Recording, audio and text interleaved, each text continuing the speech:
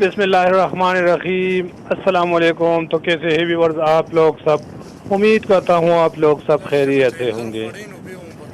جیسا کہ آپ لوگوں کو معلوم ہے کہ آج ہفتے کا دن ہے، ہفتے اور اتوار کو دفتر سے چھٹی ہوتی ہے، لیکن ہر طرف لاک ڈاؤن ہے۔ لاک ڈاؤن کی وجہ سے گھر سے نکلنا مشکل ہے، اور گھر سے نکلنا بھی نہیں چاہیے کیونکہ کورونا وائرس کا خدشہ ہے، اور ایسا نہ ہو کہ خدا نخواستہ آپ کو کورونا لگ جائے تو آپ سے پورے خاندان کو پھر متاثر ہونے کا خدشہ ہوتا ہے۔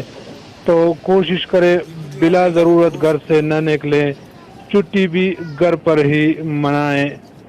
میں خود بھی سنڈے اور سیٹرڈے دونوں گھر پر ہی منا رہا ہوں چھٹی۔ تو آج میں اپنے دیہات میں ہوں اور کھیتوں میں بچے کھیل رہے ہیں، اور خاص کر انجیر کے درختوں پہ چڑھے ہوئے ہیں بچے، اور وہاں سے انجیر کھا رہے ہیں۔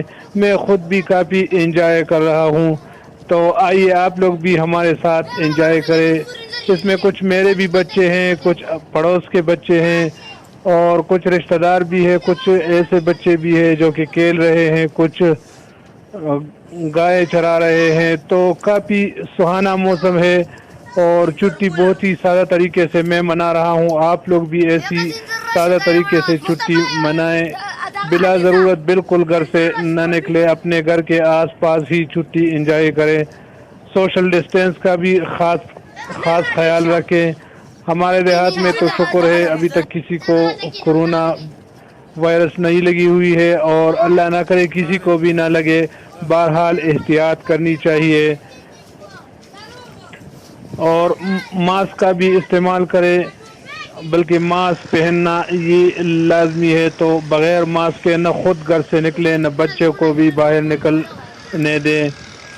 اور یہ آپ لوگ دیکھ رہے ہو کہ بچے درختوں پہ چڑھے ہوئے ہیں، بہت ہی پیارا لگ رہے ہیں۔ موسم کافی گرم ہے، لیکن ادھر دیہاتوں میں کافی گزارا ہوتا ہے۔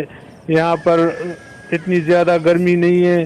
درخت کے نیچے اگر آپ بیٹھ جاتے ہو تو بہت ہی ٹھنڈی ہوا چل رہی ہے، بہت ہی پیارا موسم ہے۔ شہر کی نسبت دیہات میں تھوڑا موسم اچھا ہوتا ہے، نہ یہاں پر گاڑیوں کا رش کش ہوتا ہے، نہ شور ہوتا ہے، نہ پولوشن ہوتی ہے، بہت ہی صاف ماحول ہوتا ہے۔ تو میں انجوائے کر رہا ہوں، آپ لوگ بھی انجوائے کریں۔